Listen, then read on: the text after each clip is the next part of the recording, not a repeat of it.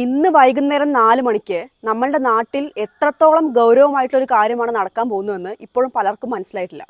ഇന്ന് വൈകിട്ട് 4 മണിക്ക് നടക്കാൻ പോകുന്ന മോക്ക് ഡ്രില്ലിനെ കുറിച്ച് ഒരു വീഡിയോ പോസ്റ്റ് ചെയ്ത സമയത്ത് അതിന് താഴത്ത് വന്നൊരു കമൻ്റാണ് നിങ്ങൾ കാണുന്നത്. അതായത് കൊറോണ സമയത്ത് നമ്മൾ പാത്രം കൊട്ടിയതുപോലെ ലൈറ്റ് ഓഫ് ചെയ്യണമെന്ന്. ഇതിനൊക്കെ എന്ത് മറുപടി പറയാനാണ്? ഇതിന് നിങ്ങൾ മനസ്സിലാക്കേണ്ട കാര്യം ഇത് അതൊന്നുമല്ല, ഇത് ശരിക്കുള്ള യുദ്ധമാണ്. 1971 നമ്മുടെ രാജ്യത്ത് ആദ്യത്തെ മോക്ക് ഡ്രിൽ പ്രഖ്യാപിക്കുന്നത്. അതേ വർഷം തന്നെ ഇന്ത്യയും പാകിസ്ഥാനും തമ്മിൽ യുദ്ധവും നടന്നു. ഇനി എന്താണ് മോക്ക് ഡ്രിൽ?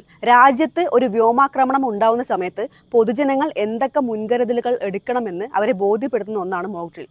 ഈ മോക്ക് ഡ്രില്ലിന്റെ ഭാഗമായി സൈറൺ മുഴങ്ങുന്ന സമയത്ത് എല്ലാവരും ജാഗ്രത പാലിക്കണം. സൈറൺ മുഴങ്ങുന്ന സമയത്ത് വീടുകൾ, ഓഫീസുകൾ, സ്ഥാപനങ്ങൾ എന്നിവിടങ്ങളിലുള്ള ലൈറ്റുകൾ ഓഫ് ചെയ്യണം. മൊബൈൽ ഫോണുകൾ ഉപയോഗിക്കരുത്. പുറത്ത് നിൽക്കുന്ന ആളുകളാണെങ്കിൽ ഉടൻ തന്നെ സേഫായ കെട്ടിടങ്ങളിലേക്ക് മാറണം. പഹൽഗാമിൽ ഉണ്ടായ അറ്റാക്കിൽ തന്റെ ഭർത്താക്കന്മാരെ നഷ്ടപ്പെട്ട സ്ത്രീകളുടെ കണ്ണീരിന് മറുപടിയായി ഓപ്പറേഷൻ സിന്ദൂർ എന്ന പേരിൽ പാകിസ്ഥാനിലെ 9ഓളം ഭീകരാക്രമണ കേന്ദ്രങ്ങളിൽ ഇന്ത്യ ആൾറെഡി ഇന്നലെ രാത്രി 1:45 അറ്റാക്ക് ചെയ്തു കഴിഞ്ഞു. ഇതൊന്നും അറിയാതെ ഇന്ന് വൈകിട്ട് 4 മണിക്ക് പാത്രം കൊട്ടിയാൽ മതിയോ വക്കീലെ എന്ന് കമന്റ് ചെയ്യുന്നവരോട് എനിക്ക് ഒന്നേ പറയാനുള്ളൂ, വിവരമില്ലായ്മ ഒരു തെറ്റല്ല.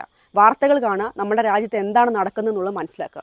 നിങ്ങളുടെ വീടിന്റെ ജനാലകളുടെ അടുത്ത് മൊബൈൽ ഫോണുകളോ പ്രകാശം പുറപ്പെടുവിക്കുന്ന ഉപകരണങ്ങളോ ഉപയോഗിക്കരുത്. ഇനി എന്താണ് ബ്ലാക്ക് ഔട്ട് സൈറൺ? അതായത് തീപിടുത്തം അല്ലെങ്കിൽ അപകടങ്ങൾ ഉണ്ടാവുന്ന സമയത്ത് മുഴങ്ങുന്ന സൈറണാണത്. ബ്ലാക്ക് ഔട്ട് സൈറൺ കേട്ട് കഴിയുമ്പോൾ തീപിടുത്തം ഒഴിവാക്കുവാനായി